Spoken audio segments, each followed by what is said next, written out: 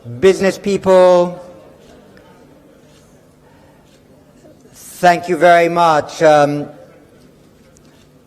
We've had a very invigorating morning already. There were 4 simultaneous special sessions. I was fortunate enough to pop into a few of them, and I can report back that from all of those I attended, the conversation was really extremely stimulating, and I'm glad that this Sunday morning we were able to go into some depth on the issues of Yemen, political Islamism, GCC, military cooperation, and other regional issues of conflict and conflict spillover. And I think it's a very good thing that we have now this 5th plenary of the 11th Manama Dialogue on a theme that has been touched on in all 4 plenaries that were held yesterday. It was touched upon in the very important speech given by His Excellency the President of the Arab Republic of Egypt on Friday night, in the special sessions this morning, managing conflict spillover. All the more important because a number of the countries that have been concerned by conflict in this region and affected directly or indirectly by it appeared to be content with political or military projects of containment, only to discover that the strategies of containment that they had put forward and begun to implement were not being successful. And this is something that has caused immediate travails in the region, with an extraordinary displacement of people into neighboring countries, and has resulted in, as we all know, an unprecedented refugee crisis in Europe. And I take what Defense Minister Ursula von der Leyen said yesterday quite seriously. She used the phrase, we cannot just say this is another critical moment. It is important to be able to deliberately develop those partnerships that cannot be focused simply on the containment of conflict, but actually on the early resolution of conflict, so those societies, their neighbors, and those further afield don't suffer as much as they have from them. We're delighted to open this discussion this morning to have 2 very distinguished individuals. First, Minister of Interior and Municipalities of Lebanon, Nohad Machnouk. Lebanon has sadly been the recipient of an enormous amount of displaced people into a society that has already a very plural domestic population, and the politics of managing that population with its newcomers is a natural political challenge. So we will look forward in a moment to hearing the points of view from a very importantly affected country, Lebanon, on this matter. And we have from the United Kingdom, Crispin Blunt, who is chairman of the Foreign Affairs Committee of the House of Commons, and as a parliamentarian and conservative politician, and one who has responsibilities both at the national level and in his constituency, very much engaged with these questions. I'll ask each of them to speak for about 10 minutes in the order in which I've just introduced them, and then we will open up the floor to discussion. And I hope that we also use this 5th plenary, if we can, to pull together some of the threads of the discussions we've had over the last day and a half. So without further delay, might I invite the Minister of Interior of Lebanon to take the floor.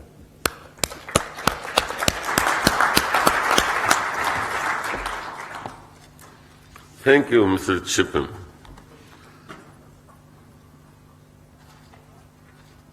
Ladies and gentlemen,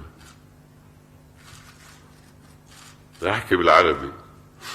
I will speak in Arabic. It's easier for me, and you have simultaneous translation. In the outset, I would like to extend our heartfelt thanks to the Kingdom of Bahrain and the IISS, as well as the organizers of the Regional Security Summit.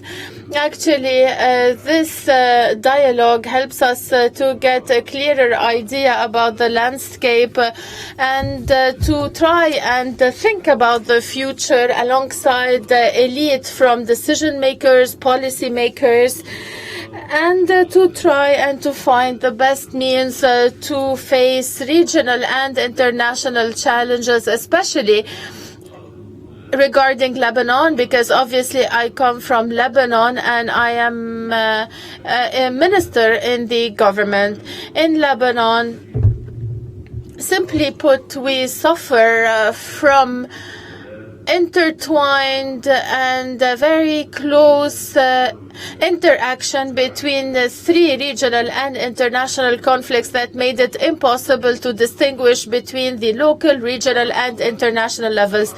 The first conflict is the historical Israeli-Arab conflict that has an impact on all of us as Arabs, Lebanon particularly, and neighboring countries to Palestine suffer more from this conflict and its repercussions that led to a historical, very difficult refugee crisis, and that has led to armed groups in certain countries that undermined the legitimacy and the army for a very long time, Lebanon being one of those countries that suffered. And the argument of resistance against Israel has later on led to militias that are still present and have their impact on the state, on society, and on the country as a whole.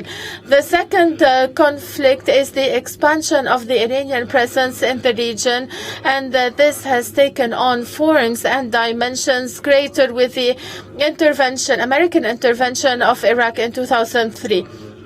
In Lebanon, we can consider what happened with the assassination of Rafiq al-Hariri and the ousting of the Saad al-Hariri government in 2011 and the 8th of May developments as milestones in this expansion that relies on an illegitimate military strength represented by Hezbollah and other allies. The third conflict, we face Takfiri extremist groups like Daesh and other groups that have benefited from the undermining of Arab regimes to impose themselves as an actor in the Arab landscape. Previously, extremist groups and particularly groups linked to Al-Qaeda were clandestine and were relied on dormant cells in society. However, today the groups have a geographic presence in Iraq, Syria, coin their currency, and also have their hand and oil resources, and now expanding, reaching Syria and Lebanon also. With the fifth year of conflict, Syria has become a landscape for these conflicts, and Syria became, after being a former regional actor, the scene for conflicts, and now Russia has announced its military interference in this regional landscape and proposing certain ideas for political solution.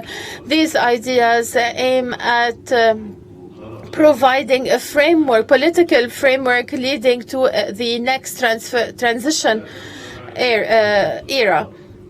Do you not think that Russia should be given a chance in Syria? There is little hope of success, maybe very little hope. However, Russia filled a void that was left by others.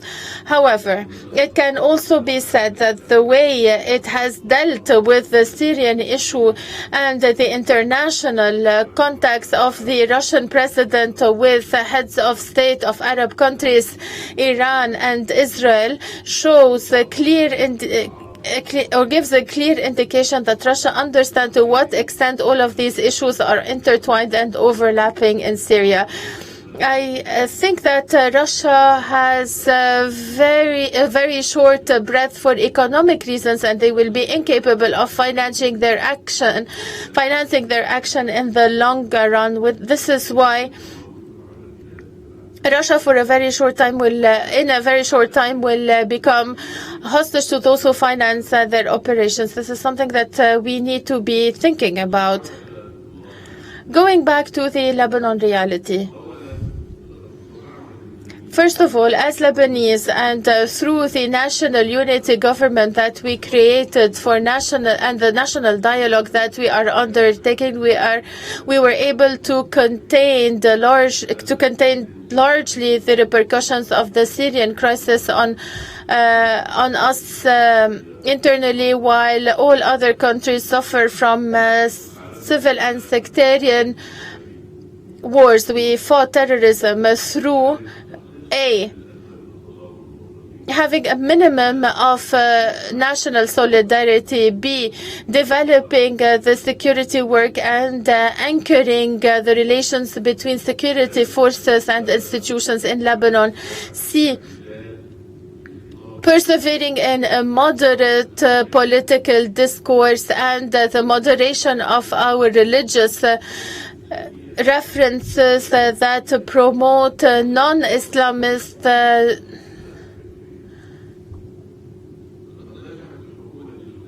speeches and counter all the Islamist discourse that goes against our value. We have had a comprehensive plan of security on our land, and we put an end to the repercussions of the war in North Lebanon within very few months, and this was a spillover of the Syrian conflict. In Lebanon now we are discussing the implementation of this plan on the areas that are under the control of Hezbollah. It's true that the national dialogue is facing challenges, most importantly the refusal of Hezbollah of the concept of the state and accepting the security plan to be implemented in the areas that fall under its supervision, which is an issue. After the void and the fact that we do not have a president for over a year, it has been proven that it is impossible for us to stabilize our situation internally and secure the country without a president. The president is the only Christian president in our region, and we have to maintain this situation, especially with the wave of takfir that we find in the region. This is a constitutional requirement that is a necessity for Lebanon, and all countries need to play a role to convince other countries that are impeding the process to stop from undermining the internal Lebanon security. Second, the Syrian refugee crisis is among the most evident repercussions and implications of the Syrian situation on Lebanon. It is to be noted that for every 3 Lebanese citizens, there is 1 Syrian citizen or national that lives in Lebanon. And this is equivalent to having 200 million entering into Europe within 2 years. Despite that, the Lebanese people showed that they were capable of welcoming and embracing the refugees in the various Lebanese regions, despite the economic difficulties that we face and the scarcity of resources. Undoubtedly, that the Syrian refugees, despite the financial and psychological impact of the war on them, are a model that is commendable, because despite the fact that we always talk about the threat they are for the social fabric in Lebanon, their presence has not led to an increase in crime or an increase among the number of criminals, but this positive point was not met by the international community, taking upon itself its responsibilities. And the last example is the Kuwait Conference of Donors that was not activated. An example of the discipline among Syrian refugees is that we have 2,200 Syrian prisoners out of 1.5 million refugees, and this means that 1.25 or 1.30 per thousand commit crimes that lead to their imprisonment, and this internationally and regionally is considered as a very small percentage. Fourth, you know that the implication of Hezbollah in the Syria war to support the regime is among the most important threats that we face, undermining our stability. Hezbollah is fighting to serve the interest of the Syrian regime and the Iranian interests in the region, and their aggression on a segment of the Syrian society is provoking to certain sides that are in support of the Syrian revolution and the wishes of the Syrian people. We have to recognize that this has created a small environment conducive to certain cells that have mobilized the youth to undertake terrorist attacks in Lebanon or fight in Syria. Despite these challenges, we were capable, especially after the formation of the President cabinet, to face terrorism and to uproot it from Lebanon. The army and the security forces were able to undertake some preventive action and uncover certain dormant cells. The party that I pertain to and represent in the government maintains or supports moderation in facing extremism and the Iranian plan in Lebanon, and we are standing firm to face all types of terrorism and extremism. And this is out of respect of the assassination of Rafiq al-Hariri, the founder of our party, which has always been a symbolism of Arab moderation, and his assassination was an attempt to assassinate this moderation, and they will never succeed in killing the moderation in us. Our propositions or recommendations: we need radical change in the methodology and the approach that is adopted by our Arab states and regimes with the problematic political, economic and social issues. For instance, Arab regimes cannot protect themselves through a policy of isolation. We have to let go of the idea of working single-handedly and adopting individual decisions. We have to put together a strong nucleus of cooperation that aren't ad hoc or immediate, but that are strategic, and we can take the decisive storm action as a clear indication of what I am saying. This is the minimum form of cooperation that was translated in military action in Yemen. Without this military and political coalition and cooperation, no progress could have been realized in Yemen.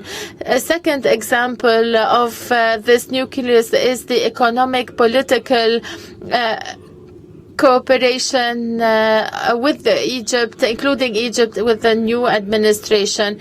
Iran, until today, has not changed any of its action in the region, and the nuclear agreement, as you know all, will not change its behavior and the way it deals with the files of the region, with dealing with the GCC or dealing with the Yemeni, Syrian, Lebanese and Iraqi files. Daily we hear about dormant Iranian terrorist cells or active cells that are uncovered, and daily we hear about certain countries uncovering an attempt to smuggle arms, and this shows the clear implication of Iran in the Syrian war through the Revolutionary Guard or through Iraqi, Afghani, Pakistani militias that pertain to them.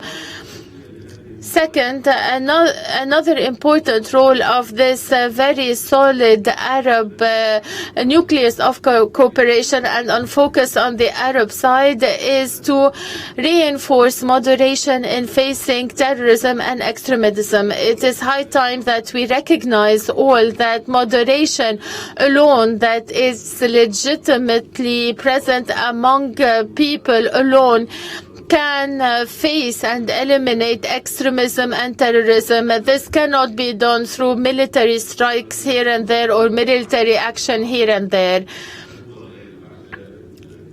Al-Qaeda in Iraq are other than the tribes today. Did not Qaeda come back to Iraq as Daesh only after oppression from the government at the time? Then we need to recognize the important role of Lebanon and Beirut in this new strategy. Beirut can be a lab and a model to be replicated in Syria and other countries, and we can look at Beirut as an important security, political, economic and social model that contains terrorism and extremism, and that promotes the institution of the state. No matter how weak the institution are, we still have a solid infrastructure. Lebanon at present is a lab that shows to what extent the forces of moderation are capable of facing difficulties and of standing or confronting all of these devilish plans to induce a social and demographic change and to trace new borders in the Arab world. Lebanon succeeded in maintaining its diversity, its moderation, and the civil aspect of its political forces is a prerequisite to promoting a democratic Syria as per the desire of its people. The rule did not change. The spring of Syria is linked to Lebanon, and the spring of Damascus will pass by Beirut. Ladies and gentlemen, lately the world and Europe particularly woke up from the sleep they were in, and they started facing the refugee crisis. We started hearing about workshops, brainstorming sessions to organize illegal immigration to European countries, and we started receiving European delegates that thank us for receiving our Syrian brothers and promise that they will be receiving hundreds of thousands of them, or to increase their contributions to the health projects. To those elite, I would like to ask, was it not better to spend these funds and organizing visits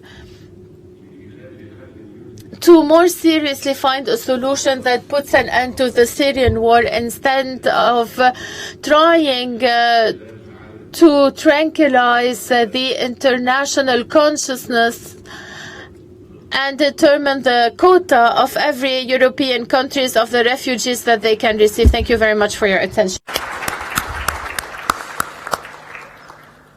Minister, thank you very much. I'm sure everybody in this hall, in applauding your remarks, wishes also to pay tribute to the resilience and humanitarian impulses of the Lebanese people in receiving so many refugees. Two quick comments before I invite Crispin Blunt to come in. You began your remarks by suggesting that perhaps one should give Russia a bit of a chance in Syria, and speculating how long that military operation could be conducted. A former controller of the Pentagon, who I think is now in the room, suggested to me yesterday that the probable budget of Russia's military intervention in Syria is about $4 million a day, which means that perhaps over a year. They could afford 1.2 billion over a year, and I wonder whether their staying power might be slightly longer than might be suggested. I think you raised an extraordinarily important point in talking about the role of Hezbollah in Syria and obviously in your own country, and I hope that in the dialogue we can discuss that in much further detail, as well as your proposition that the Beirut model might be something that might be replicated in some of the neighboring countries. Crispin Blunt, Europe was just referred to. You're not speaking for Europe or for your country, but give us your reflections on the refugee crisis and managing conflict spillover. Thank you very much. Well, it's very humbling to be invited to address this distinguished gathering, particularly in its final plenary session. But first, John, can I, on behalf of all your guests, can I thank the IISS and, of course, the government of the Kingdom of Bahrain for the exemplary arrangements and for putting on a conference of enormous value. And as you suggested, I am the only speaker in the plenary sessions to be speaking from the privileged position of being a commentator rather than a member of an executive with responsibility for carrying out policy. And perhaps I can observe that I find it hard to believe, John, that when you began these series of dialogues, I think in 2002, and here in Manama from 2004, that you could possibly have imagined that your business model would have been so brilliantly supported by the governments and peoples represented here who've combined to produce a regional security environment of such complexity and challenge. But of course, success for the IISS business model is of course a real rebuke to all of us policymakers and policy influencers gathered together in this room. For too many of our citizens, that need for this dialogue, that the need grows every year to have this conversation between ourselves. For many of them, it is a personal and family catastrophe. Managing conflict spillover is a title that doesn't actually do justice to the death, destitution and displacement borne by the millions and our task of addressing it. It is also humbling and intimidating to be invited to address this conference alongside the Interior Minister of Lebanon. We were also meant to have here the Interior Minister of Jordan, but if you hold the responsibilities of those two gentlemen, don't be surprised if your agenda doesn't survive 24 hours before you're called back to deal with the next crisis and development. As we've heard, the Interior Minister from the Interior Minister of Lebanon, he has more than enough material to address, given the history of refugee flows that is woven deeply into the history of Lebanon as well as into the history of Jordan, long before the current Syrian crisis. And both those countries have had to deal with flows from the Nakba and the Second Gulf War, but now even those are now dwarfed by the challenge faced from the current Syrian crisis. So as a representative from a small island off the northwest coast of Europe, I address this subject with the humility of a bystander by comparison with my fellow speaker on this subject. John, I did wonder when I was invited to do this whether my role was to be the British patsy, to be held to account for Britain's unique historic role in laying the foundation for this conflict spillover. Sykes-Picot, the Balfour Declaration, the Palestine Mandate, Mossadegh, Suez, Aden. Embarrassingly, this list can continue and does get rather more up to date with the Second Gulf War, and a not entirely perfect response to the Arab Spring, which has turned to winter without a hint of summer or autumn in between. However, I should, I suppose, defend the British position by saying that along the way we've had a little help from the French. And increasingly, of course, it's our American cousins who are helping us share this collective guilt trip. I found myself listening to Assistant Secretary Antony Blinken's great analysis of the trends we face, and then his observation that the United States of America was seen as the source of all the problems, and then everyone was then looking to them for the solution, thinking that a British minister could cheerfully have delivered this speech about 50 years ago. But this time, of course, there's no power to replace the United States as they replaced the United Kingdom. And it's now self-evident that the limitations and limitations of will from the leaders and people of the United States, and increasingly the limitations of its capacity, mean we need to look elsewhere. And so in dealing with the conflicts and the spillovers of these conflicts, it is actually the great powers of the region that have to come of age. Today, Turkey, Iran, Saudi Arabia and Egypt must become a P4 for the region. And if you continue to leave a vacuum of decently coordinated regional policy between the regional powers, don't be surprised if the policymakers of the P5 continue to make mistakes, sometimes catastrophic, because their attention is constantly being dragged elsewhere, not least by the complexity of actors and the diffusion of power in which those decision makers now have to manage. But let me now turn over to the direct result of conflict spillover. And the greatest spillover is, of course, people. And it's on the issue of people and the migration crisis that I want to concentrate the rest of my remarks. And I accept this comes from the privileged view of an island off the northwest coast of Europe. And from that position, I actually think the solution to this and the policy of this should have been relatively straightforward. The first place of safety for people fleeing a conflict are the neighbouring states, and they should have been assisted properly by the whole international community to look after the displaced people from the source of that conflict. And the cost should have fallen on the whole of the international community, even if the practical burden is borne, as it necessarily should be, by the neighbours. Turkey, Jordan and Lebanon have every reason to demand that the world helps them manage this human disaster. They unquestionably deserved total solidarity from the developed world and their neighbours, and we should have given it to them, and we have failed. And now we're reaping the reward for the twin failure, not only of not giving them support to deal with the consequences, but failing to make the required compromises in our own national objectives to get this conflict under control. And those twin failures have collectively amounted to rotten short-term policy choices now with dire consequences. 4 years of conflict, declining conditions in the host countries as they buckle under the strain, and the loss of hope in Syria because of the failure to deal with the conflict, have increasingly seen the refugees run out of money and choices and run out of hope for their own country, and then those who have a choice, largely the young and fit and those with some resources to at least begin the journey, have decided to try their luck at a better life in Europe. And we've all seen the consequences play out increasingly graphically on our television screens. So firstly it was Lampedusa, now it's Lesbos, and now it's people bicycling across the permafrost into northern Norway from Russia. The Schengen countries' response has been frankly inadequate and wrong. The European Union failed to show solidarity for its members who were facing a challenge on its borders, and Greece and Italy could not have been expected to deal with it alone. So their capacity has been overwhelmed, and of course we've then seen the consequence as that tide of people has flown out of Italy and Greece, where they've not been looked after, and into the rest of Europe. And then of course we've seen the policy response from Germany.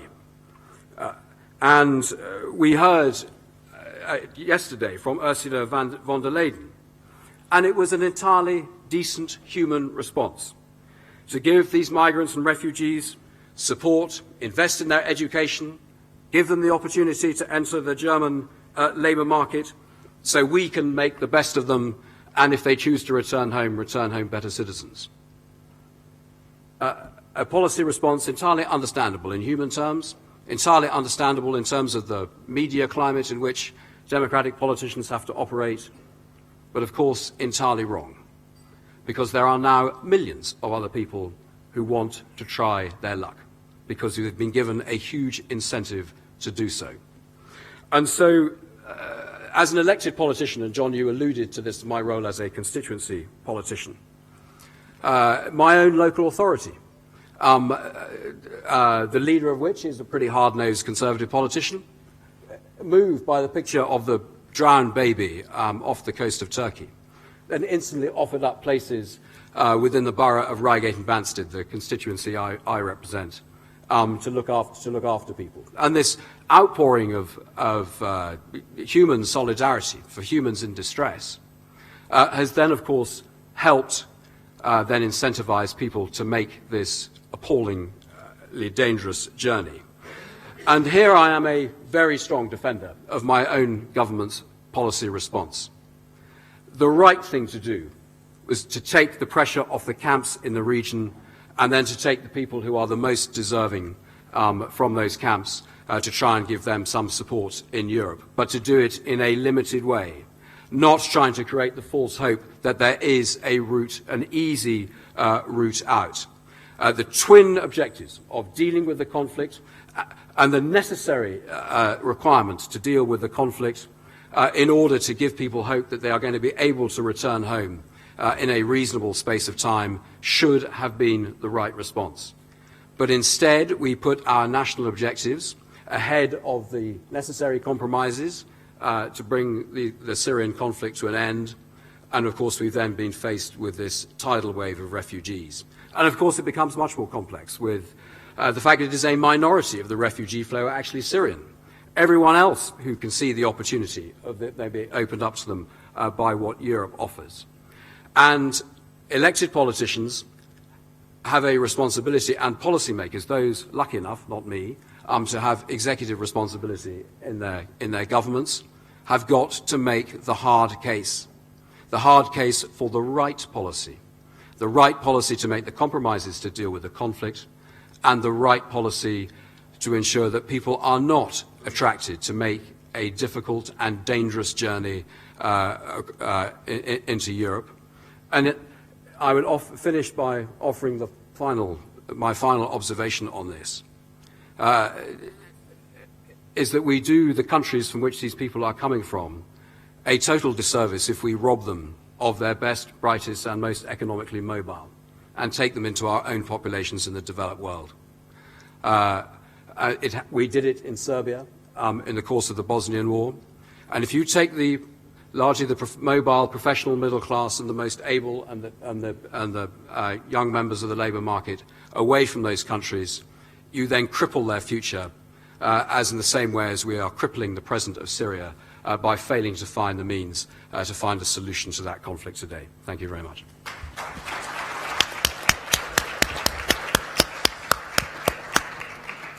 Crispin, thank you very much for a very powerful set of remarks, for your recommendation that the regional P4, as it were, take on a more organized and deliberate set of responsibilities for the managing of conflict in this region, and then for your assertion that the facilitation of brain drain from these beleaguered places is not in the long term the best policy, an assertion that I think will also, I'm sure, animate lots of debate and questions. So thank you very much for putting those two propositions so strongly and compellingly on our table for debate. I remind you again that if you want the floor, put your card in, press the button, your light will lit up, and then I will call on you. And please know that if you haven't yet called for the floor, I am likely to discriminate in your favor. And if you've spoken before in this meeting, I'm not going to discriminate against you. So I hope to have the best set of comments we can in order to wrap this conference into a successful set of concluding reflections on which both policymakers, legislators, the private sector, and opinion formers can work. The first on my list, the chairman of the trustees of the IISS, Fleur de Villiers.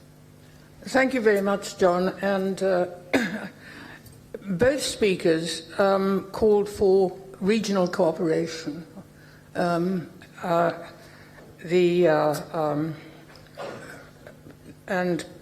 particularly, of course, Crispin Blunt's call for a local P4 to address the conflict in Syria. But there's another area of cooperation which seems to be staggeringly absent, and that is, and this question obviously I don't think can be answered by either of the speakers, but perhaps it would open the discussion, as to why the Gulf states have been singularly absent in receiving the burden of some of the refugees? Thank you. The next is Air Vice Marshal Abdullah from the Kingdom of Saudi Arabia. Thank you.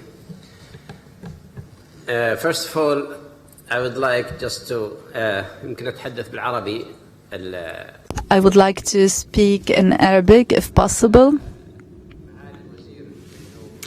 Your Excellency, Mr. Mashnouk, I believe you are handling one of the most difficult tasks in Lebanon.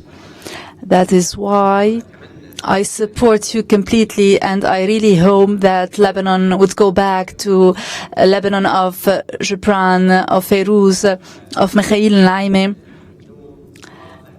the country of enlightenment, of moderation and education across the Arab world. I believe the causes of this issue started with the constitution, when favoritism and sectarianism were the key factors. I believe that refugees and Lebanon need to see an amendment to the constitution. As concerns the refugees, I believe that all neighboring countries played their role, particularly the KSA that took its share, because it has 2.5 million Syrians. Without camps, of course, but they are studying or working in the kingdom, and many of them had their families previously settled down in the kingdom. So basically, they joined them. Thank you so much. Toby Dodge. Thank you very much, John. I wondered if I could move the discussion from managing conflict to ending it, and picking up on Christian Bunt's point about everyone facing rotten policy choices, but also pushing you on, you said, the necessary compromises to end the conflict. So asking both participants how they would seek to end the conflict, and to draw Crispin onto a British political territory, how the proposed extension of the British bombing to Syria may hasten or not the end of the conflict. Thanks. Thank you. Alia Mubayad. Thank you, John. I have quick two questions. One is follow up on Fleur's question about the vision of laid out by the two speakers about the importance of regional coalition. I see that it is two different visions of the world. One posed by my compatriot, Minister Mashnou, that primarily is an exclusionist coalition that excludes another player, which is Iran, and one that is presented by Mr. Blunt, also because I'm British Lebanese now, that calls for extending the coalition and cooperating with Iran, but also Turkey. So how can we reconcile these two visions? Because for me, as a citizen of this region, it seems to me that this is at the crux of basically a key issue in order for us collectively within the region, but also with our partners internationally, an issue to resolve in order to move forward. So I would be interested in your views on how can we reconcile these two visions, if at all, as they undoubtedly underpin the continuation of the conflict and the inability to manage it. And quick question to Mr. Mashnou on your proposal that, maybe I'll talk in Arabic, that أنه لبنان يكون نموذج. Yeah, regarding Lebanon as a model for security, for social aspects, to be translated into many other countries. They show the failure of the political class in Lebanon and the corruption that prevails across all the public institutions and the civil society or other organizations. we have a minimal issue, which is, for example, the management of waste. How can we talk about a political class that is able to manage regional and domestic, in addition to international conflicts? I would like to have your input on this, especially that you are one important stakeholder in this field. We've got a number of others, but I think there's been enough for me to come back to the panel, especially since there have been some quite direct questions. So perhaps, Minister, if you would respond to those questions. I would like to start by answering the Lebanese lady. Geography is not changing. That means no one can deny the existence of Turkey in the region. However, you cannot start building partnerships between Arabs, Turkey and Iran for two reasons. First,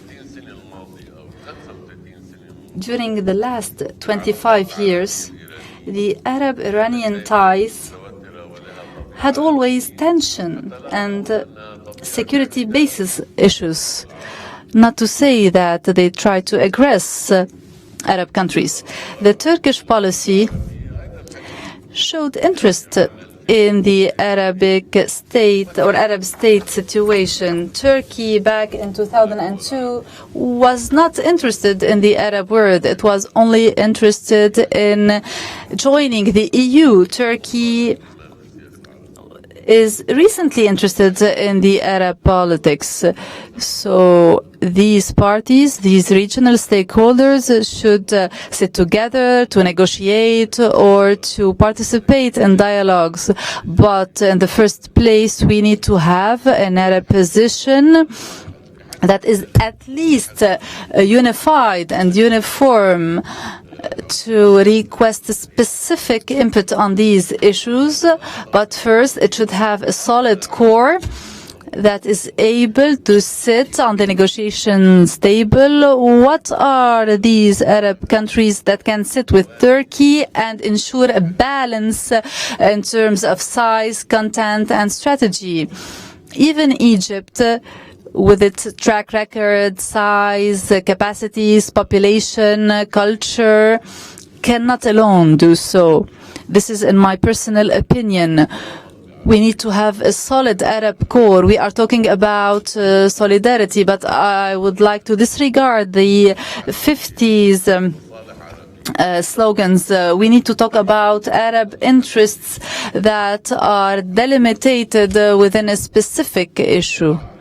After that, and after building this solid core, we can shift to a serious dialogue with Turkey or to negotiate with Iranians.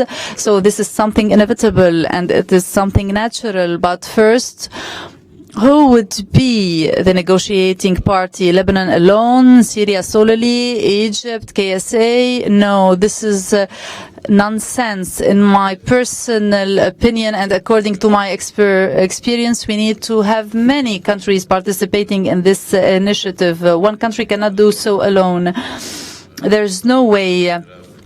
With all due respect to all countries, I believe a strategic alliance at the military, economic, political strategy should start between Egypt, KSA, and the other stakeholders. The second point regarding the model, I mentioned the political class in Lebanon that is a failed one, as you have mentioned.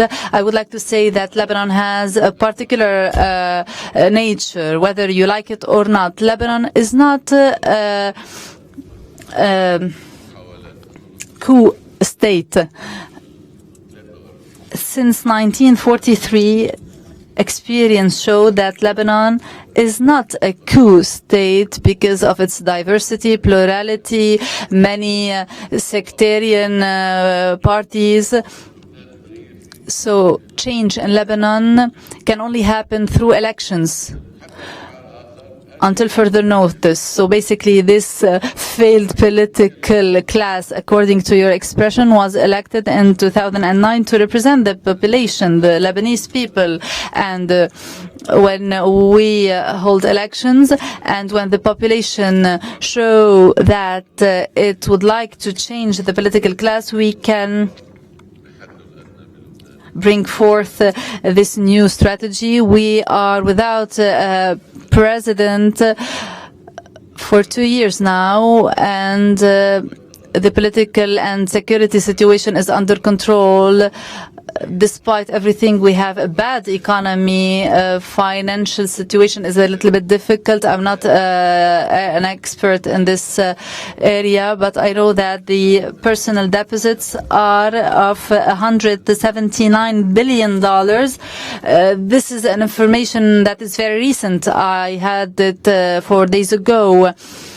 And the rationale is maybe the solid policy on finance, maybe the central bank policies, the trust in the Lebanese banks.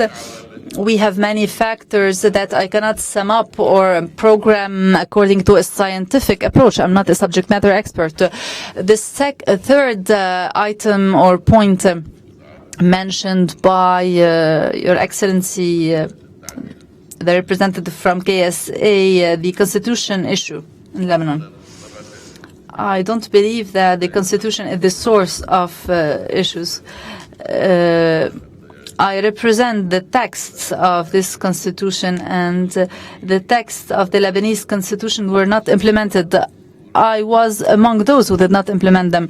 So the text or the content of the constitution from 90 till 25 or 2005 was translated using the Syrian language, the Syrian regime that occupied Lebanon, in favor of policies or concepts that served the hegemony of Syria, whether at the political level or economic or security level on Lebanon. After the assassination of Prime Minister Hariri, we are in an ongoing regional conflict, and it's not a local or domestic conflict. This is a regional conflict, the spillover of blood since 2005 until 2014, when this government was formed,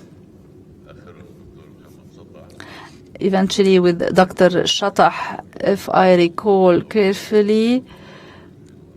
This happened in 2014 or 2013, so this made the conflict a regional and political one in tight relation with the regional conflict, and all the constitutional explanations are not real, are not genuine, because they are part of a regional conflict rather than a domestic one. So we need a negotiation process at the domestic level to settle the issue. Sometimes we have intervention from Iran, sometimes from Syria. So basically we have many foreign interventions. My last answer is addressed to the question on our vision regarding the solution in Syria. There is no resolution but the political solution in Syria. Military is not a good one. It should be clear that this regime will not participate in the negotiation process and would not accept plausible or just solutions unless it feels that the regime in Damascus is really trembling, and any other option or choice would not bring this regime to the negotiations table, and definitely this regime will not be just or would not use a political settlement. Unfortunately, to date, this regime witnessed a very trivial change and is in total denial of the nature of conflict in Syria and even in denial of the existence of a serious Syrian opposition. Thank you. First of all, thank you very much to Toby Dodge for the two questions. I should point out to the audience that Toby and I are known to each other. He's an advisor to the Foreign Affairs Select Committee in the House of Commons, which I chair, and he's tempting me into dangerous territory because he's someone who has read as an advisor the report we are about to make on the question he asked me about the effectiveness of the question of extending British military action from Iraq into Syria. I'm afraid what I can tell you is that we will publish our report in about 38 hours' time. What I'm forbidden from doing, because I will be in breach of Commons privilege, is telling you what is in it. And if I answer his question, that is exactly where I will be taken. But I think it is what I've attempted to, what the committee has done, is really to put forward a point of view, and it's in advance of the government coming forward with what is anticipated to be what they've said they want to do, is ask Parliament for permission to extend British military action into Syria. You can come to your own view about the likely effectiveness of the intervention of 8 British Tornado aircraft and associated Reapers and everything else from RAF Akrotiri, supporting about 2 aircraft in patrol over as part of the mission. You will come to your own view as to whether or not that is going to be a decisive intervention into the conflict. More substantively, Toby asked about the necessary compromises. The necessary compromises for the United States and the United Kingdom is to stop setting conditions about Assad at the beginning of the process, which means the regime is not going to enter into serious negotiations. It would seem to be blindingly obvious. If you're going to get a process, it at least has to be open-ended at the beginning. Everyone may be clear about what is necessary for a sustainable transition in Syria, but if you, our preconditions that my government and that of the United States imposed, and the Kingdom of Saudi Arabia and the government of Turkey then wanted, then meant that the last Geneva process really couldn't get going. What is now happily happening is, because of the Russian intervention, changing the realities on the ground, is that process has begun in Vienna over the last couple of days. And hopefully people are now engaged in making the necessary compromises to achieve peace. And here I agree with Assistant Secretary Blinken that the Russians now need a solution to this as much as anybody else. Otherwise, they are facing an unending counterinsurgency operation in support of the Syrian government. So now everyone's engaged, and everyone needs a deal. Hopefully, this will, not least the European powers of the migration crisis. Hopefully, this will enable that to happen. Which then comes to the regional actors. My call for a P4 is not for a public P4. It is actually to have those powers have the political and policy directors of their foreign ministries and throughout their administrations actually talking to each other and then engaged in identifying what their necessary compromises are, then to have a regional policy that is going to work. Of course, at the overt level, the formal position of the GCC, the formal position of the Arab League is then going to have to be presented.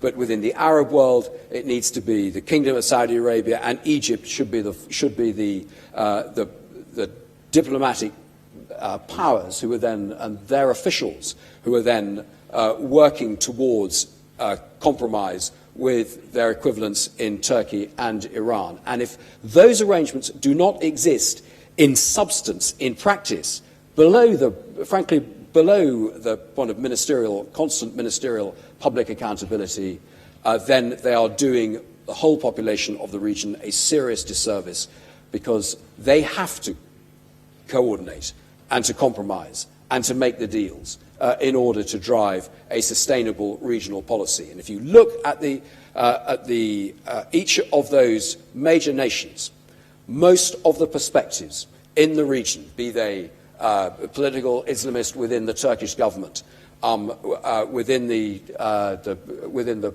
population and authority of and the necessary engagement of the government of Egypt, the resources of the kingdom and position of Saudi Arabia, and of course the importance of getting Iran into a place where it is going to be a constructive international partner.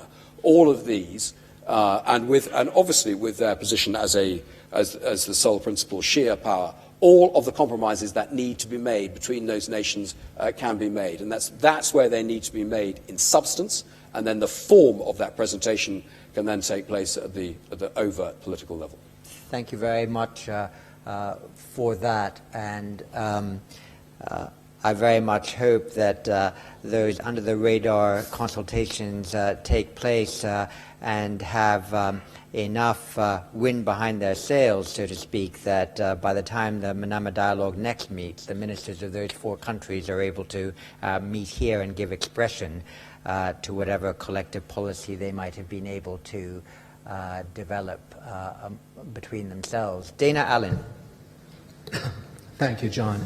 My question to Crispin Blunt is in response to your suggestion that German incentivizing is a significant part of the problem.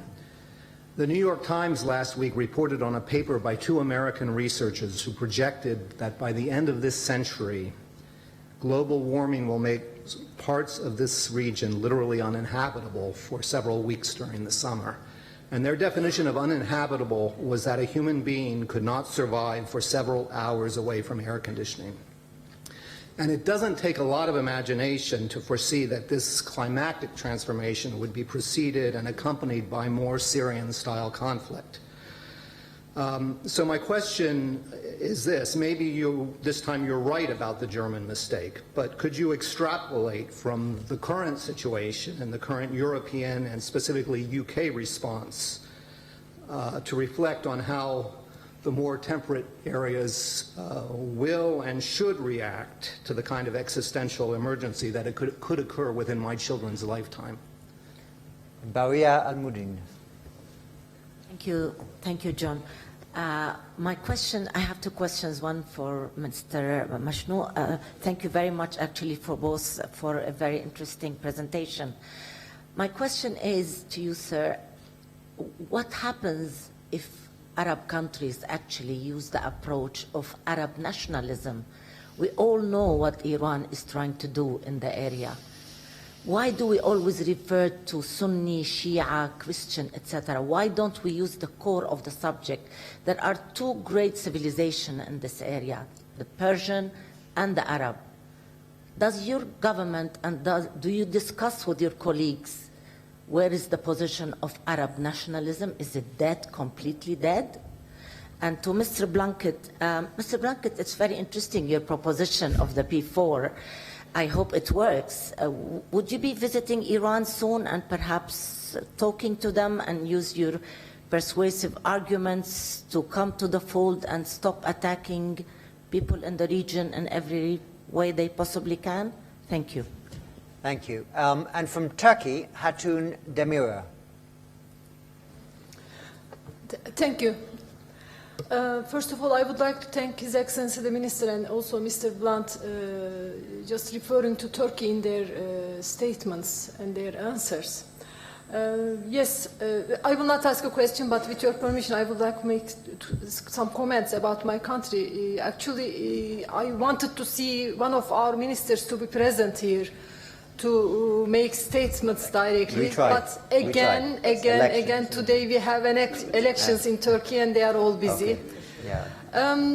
I thank both of them. They mentioned Turkey. Yes, Turkey is a part of the problem at this moment and is affecting, feeling the spillover directly. Currently in Turkey, we are hosting 2.2 million Syrians. For 4.5 years now, we are hosting them.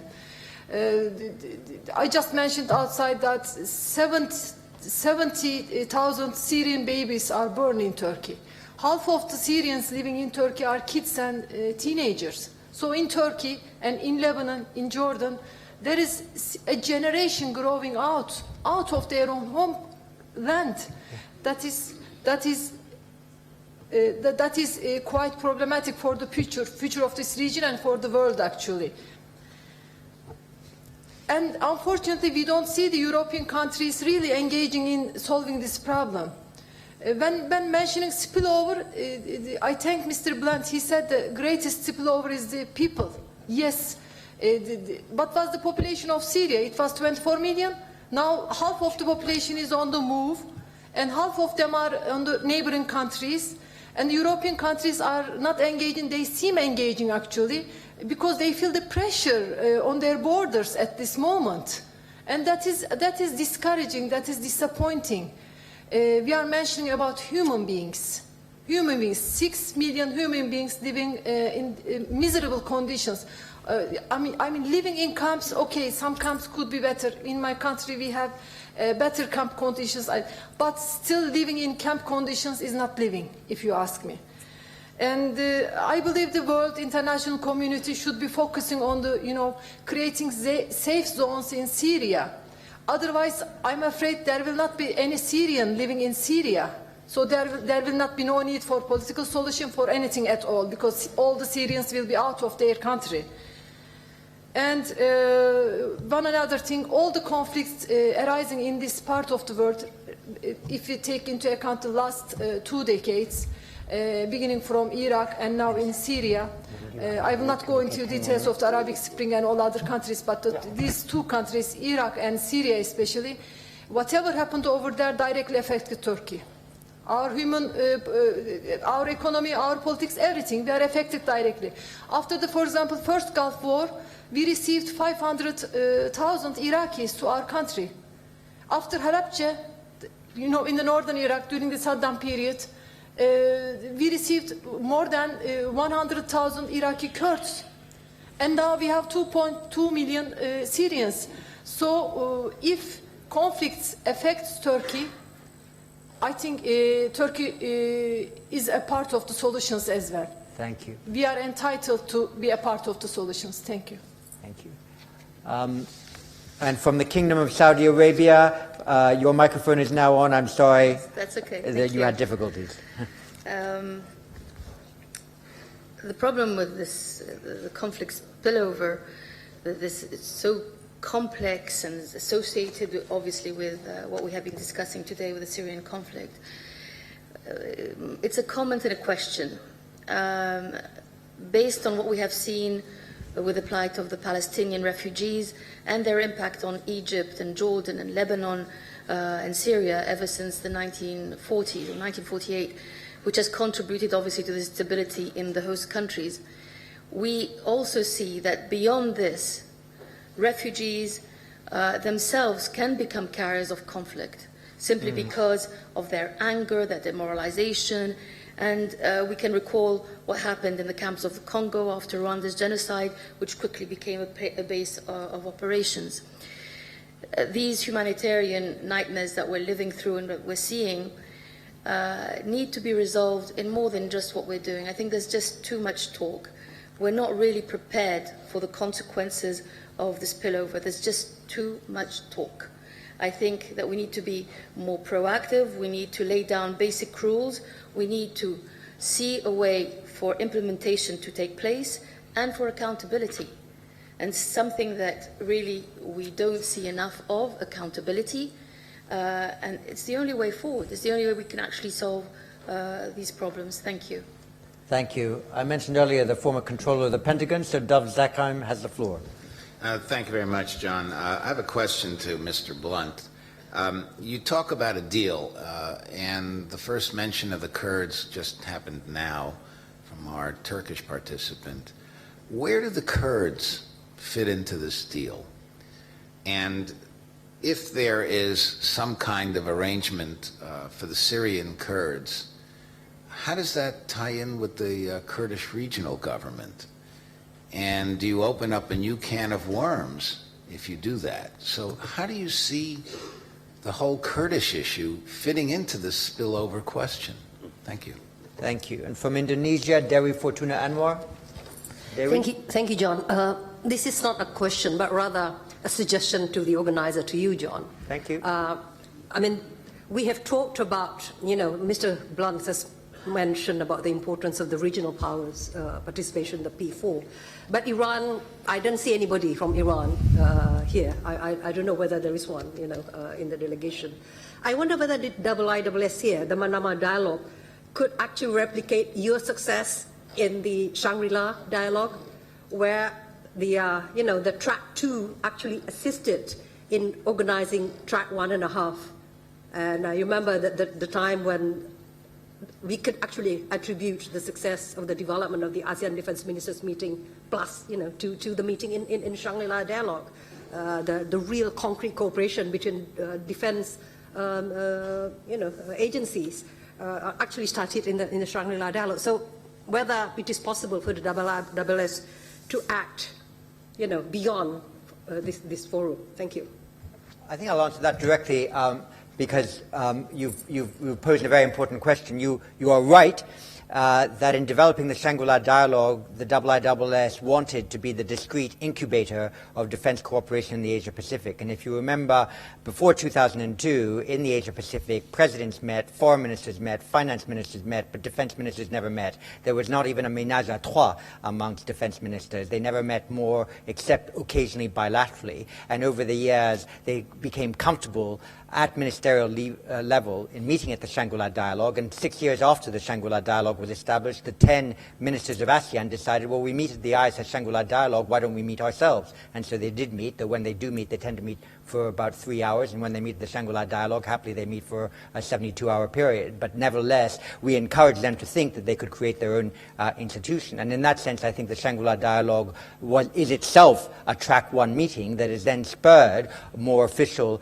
organizations within the Asia-Pacific. The ADMM Plus is a successor also to the ASEAN Defense Ministers meeting. And you can have no doubt that our ambitions are to try to do the same thing in this region and to ensure that every single country that is an integral part of this region and that has something to say is represented here at the Manama Dialogue. And we invite every year not just the Iranian foreign minister, but also other members of the Iranian establishment, including those close to the supreme leader and those in the parliament. So I've been in touch with individuals like Dr. Valiati, Ali Larijani, Minister Zarif, and we make every effort to make certain they're attending. And we also want to make certain that those important elements of Iranian civil society, academics, commentators, responsible individuals, can also take part in this debate here. And the IISS takes care every year in inviting from the 25 to 30 countries that attend this Manama Dialogue, ministers, parliamentarians, and commentators who we believe can make an intelligent and responsible contribution to this debate. And I certainly very much hope that when the IISS Manama Dialogue convenes here in the Kingdom of Bahrain in 2016, we will have a full representation from the Islamic Republic of Iran, as we have from the 6 GCC countries, from Turkey, from Egypt, from Yemen, and from the other stakeholders. I earlier said that I was proud that the ministers in a previous plenary did not engage in QA, question avoidance. I hope in giving you that direct answer, you agree that I haven't ducked that challenge, and that that's something that the IISS is very committed to rising up to. One more comment from the floor, and then we'll come back to, well, I'll get two. Hugh Sung Kwong from Korea first, and then afterwards I'll call on Dominic Asquith. Hugh Kwong. Thank you, Mr. Chairman. The Korean Foreign Ministry has been hosting the annual Middle Eastern Conference, and I wish to back up your plan of holding the people ministerial meeting at the next Manama Dialogue by myself hosting the political directors meeting on the margins of this Korean Middle Eastern International Conference. And the Honorable Blunt highlighted the risk of a brain drain from the Syrian civil war. I would rather discuss the risk of a brainwash. While we are trying to find a quick solution to the Syrian civil war, we need to pay attention to the proper education of the kids or young men in the refugee camps. Relevant lessons should be taken from the Afghan case. The 30-year-long Afghan wars that started from the 1979 Soviet invasion of that country and continued until today have created millions of refugees that poured mainly into Pakistan, where a whole generation of Afghan teenagers attended the Pakistani madrasas run by those with extremist ideologies and were brainwashed and turned into Taliban fighters, contributing to perpetuate the Afghan war. Those neighboring countries of Syria hosting the Syrian refugees should be sensitive to the education of these refugee kids. And they alone should not take that responsibility on top of other essential assistance to the refugees. And they should be supported by the international community. Thank you. Thank you very much. I actually have 3 people on my list. I'm going to try hard to get all 3 in. It'll help if each one of you speaks for 60 seconds. Mohammed Ali Siraj from Jordan. Thank you, Mr. Chipman. And thank you, Mr. Blunt, for coming out with the comment about Lebanon, Jordan, and Turkey. We have to stress the magnitude of the situation in Jordan. 1.4 million refugees, Syrian refugees, are on Jordanian territory today. The effect has been financial, education, health, and definitely security and labor, and it has affected our meager water resources. We are among the poorest countries in the world in terms of water. 1 out of 5 on Jordanian territory is a Syrian. Imagine 70 million people landing at the doorsteps of the United States of America. 78% of what is being paid is being borne by the Jordanian government. We are running out of resources. Thank you. Okay. I promise you that there is an urgency in the situation that has to be brought up at this point, whether in Lebanon, Syria, or Turkey. Thank you very much, Mr. Chair. Thank you. And from Iran, Ali Fatullah Najad. Thank you. I'm actually the only one left on the Iran delegation list, although I'm not based in Iran. I'm based at the German Council on Foreign Relations in Berlin. But nevertheless, I felt compelled to say something. It was indeed very unfortunate that there were no more Iranians here this year. I hope that this will change next year. And it was also unfortunate in many discussions that I've been witnessing today and yesterday that we didn't see the whole picture of analyses when it comes to problems in the region. So I hope that, but I'm confident that a lot of people know the Iranian perspective and will take that into account. I think the only way forward is to have an inclusive discussion, to think creatively what we can do about regional security, not to be exclusive, not to continue what we have been doing over the last decade. And hopefully many, from our dear Arab friends and also the West and also Iranians, we can be creative in finding solutions that are inclusive and not exclusive. Thank you. Thank you very much indeed. Dominic Asquith. Thank you very much. Striking in discussions for some time, but particularly the last few days here, is the disengagement of big powers, or a big power, and the greater responsibility required upon regional countries to deal with their problems. The institution almost completely absent from mention is the United Nations. Perhaps not surprising for a sort of catalogue of failed attempts, but at best it seems to have become something which is a collection of agencies able to manage some of the effects of the conflict spillover, not a forum or an institution to prevent or to solve the conflicts, but perhaps just to bless the agreements reached. The question, is that the new norm now, or does that just reflect the way in which that institution is being managed? Thank you very much. I think we'll want to draw these proceedings to a conclusion in about 6 minutes. So if the Minister could take 2.5 or so, and then Crispin Blunt 3 or so, we'll be more or less on target, and I'll say a few words to conclude. I want to tell the lady from Turkey who took the floor that you rightly explained the Turkish position, even if there were no ministers present here to talk about. Also, Ms. Alameddin talked about the pan-Arab approach.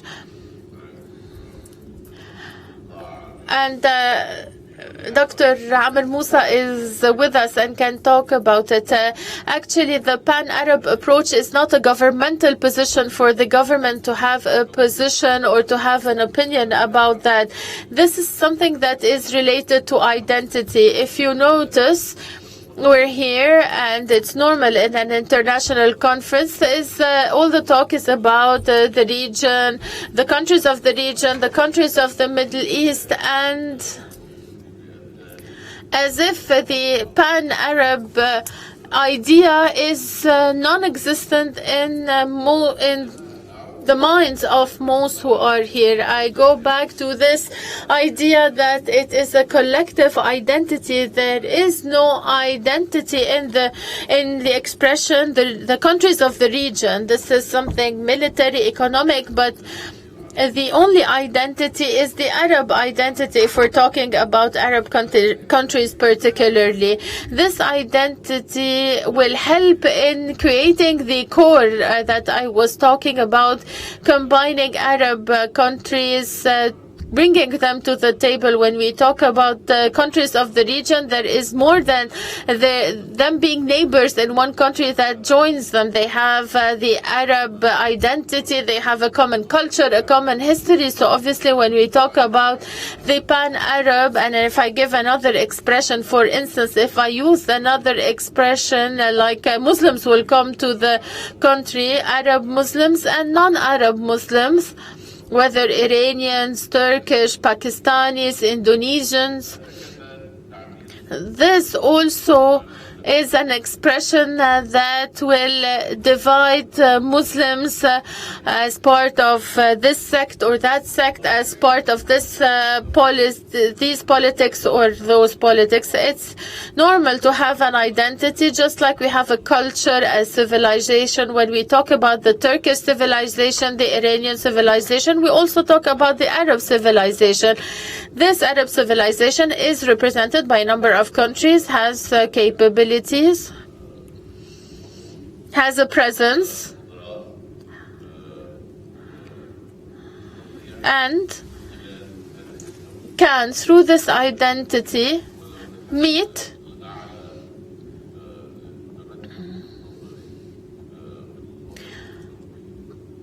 at least represented by Egypt and Saudi Arabia, in my opinion, and negotiate with others as representatives of Arabs, not as representatives of Muslims of the region, but as the representatives of Arab.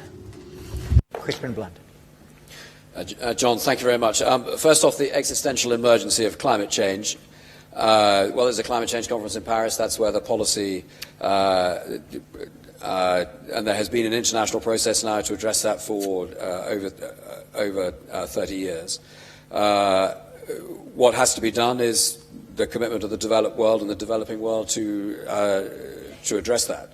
And lack of air conditioning and water are obviously, if that's the New York Times' definition is air conditioning, I would say it's water as much as anything else. And we need human ingenuity to ensure people can continue to survive in arid parts of the world. And it links to the Jordanian problem.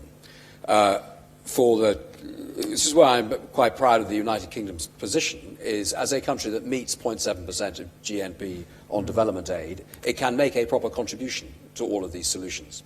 And as it also makes at least a modest contribution to security by continuing to spend 2% of its GDP on defence, then it has an investment in making a proper investment in global security as well. And at the same time, we are taking in 300,000 more people into the United Kingdom than are leaving every year, we are also addressing the migratory pressures that Europe is presenting. And asking us to do much more than that, I have to tell you, is going to be politically impossible. But we are making a real financial commitment, and we are making a real practical commitment in the terms of accommodating migration flows. On the question of Iran, yes, I'm hoping I'm going to bomb burst my committee around the capitals of who surround the area of where ISIL exists, and a group of them I hope will be going to Iran, as well as to Riyadh and Abu Dhabi. Others will be going to Cairo, Amman and Beirut, and others to Ankara, Erbil and Baghdad, to get the local view and to try and understand the situation better from the point of the regional powers. And yes, I've had those conversations with a visiting Iranian Deputy Foreign Minister last week and with the Iranian Chargé d'Affaires the week before that, to make clear now is the time for Iran to play a constructive role and for Iran to make her own national ambitions second to the opportunity that actually comes for Iran to play a proper and constructive part in the affairs of this region. And I would say very strongly to the representatives of the Kingdom of Saudi Arabia here, help them make this contribution.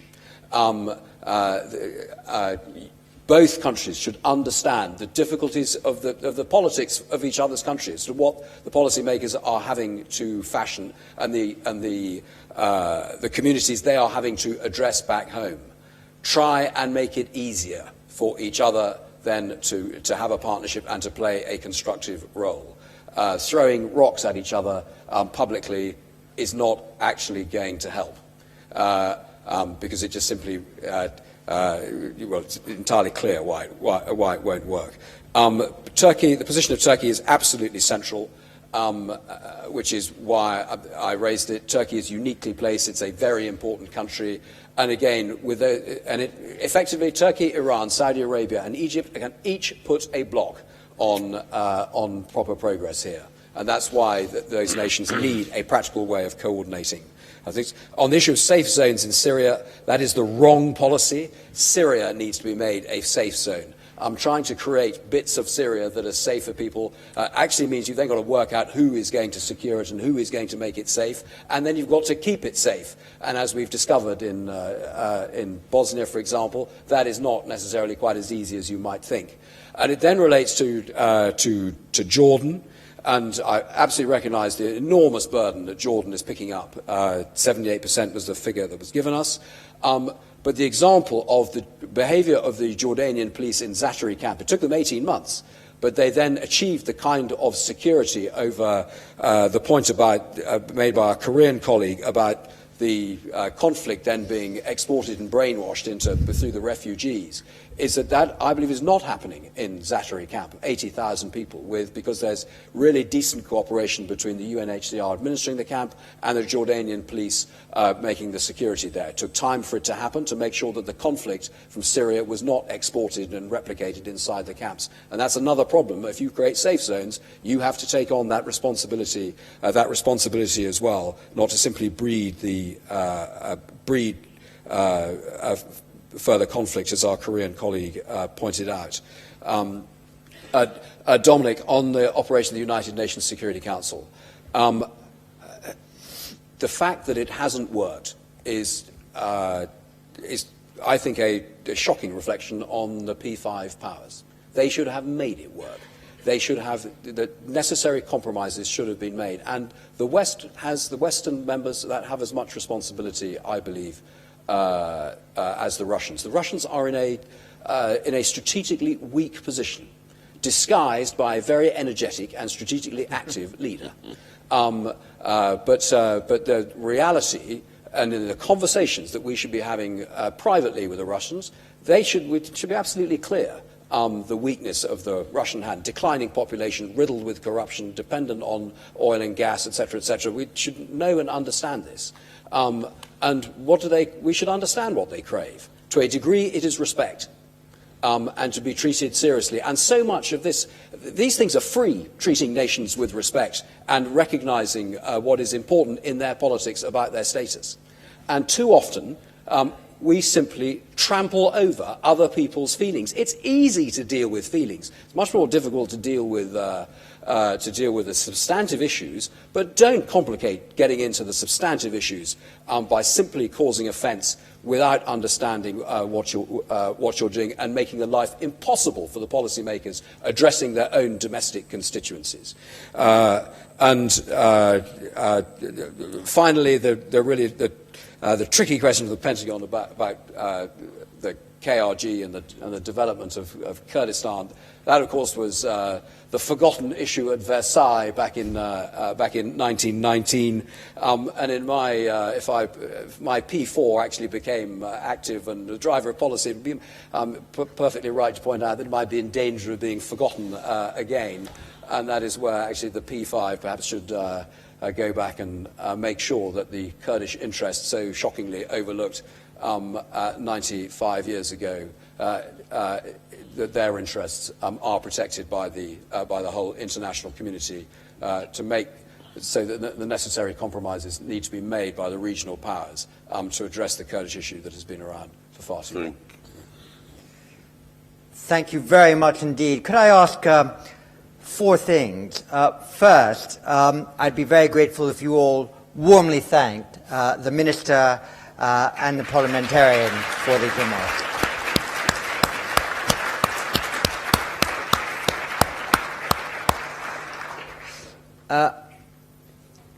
I'd also like it very much if you could join us in thanking His Majesty King Hamad bin Isa Al Khalifa, His Royal Highness Prince Salman bin Hamad Al Khalifa, His Excellency the Foreign Minister of the Kingdom of Bahrain, Sheikh Khalid bin Ahmed Al Khalifa, and indeed all the members of the Kingdom of Bahrain, both governmental and in the private sector, from the Ministries of Interior and from the BDF who provided our security this weekend, and to the Society of the Kingdom of Bahrain for supporting this 11th Manama Dialogue.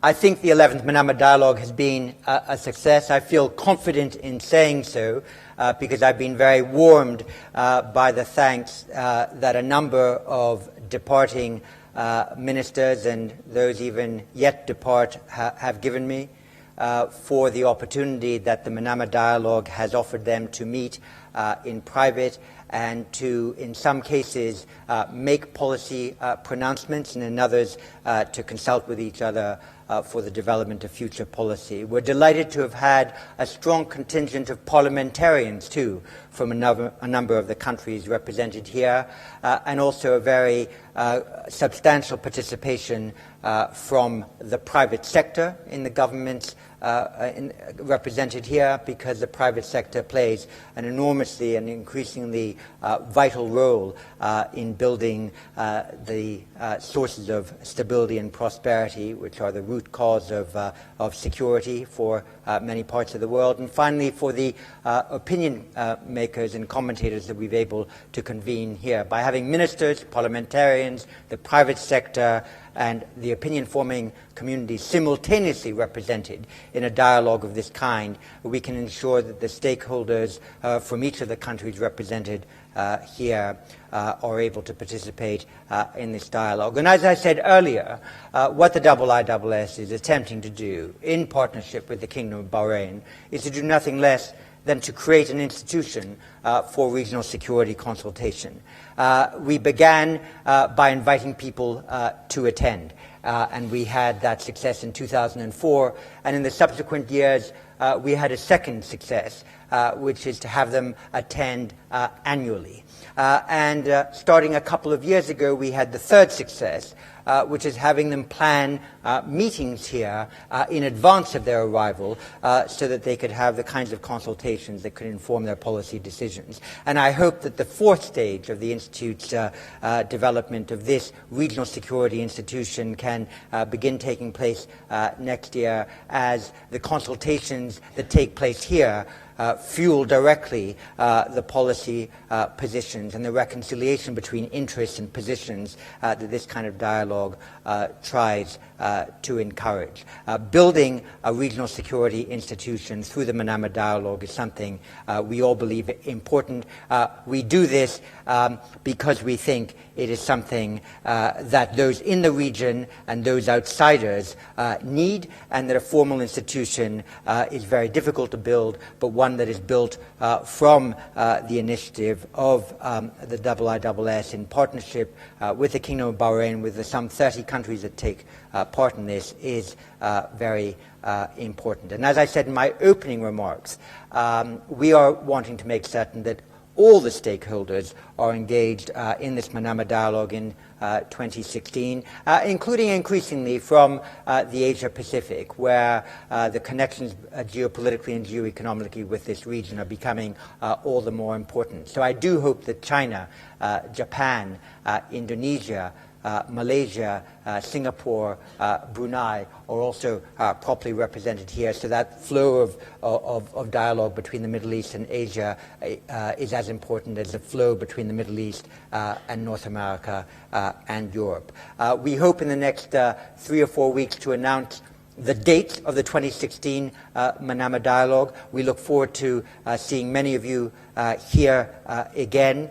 I hope in giving your thanks now, you give your thanks generously to the many members of the International Institute for Strategic Studies staff, about 16 of them who've been serving, some 500 delegates and some 2,000 badged individuals housed in about 4 hotels to this Manama Dialogue. So please thank the IISS staff and have a good trip home.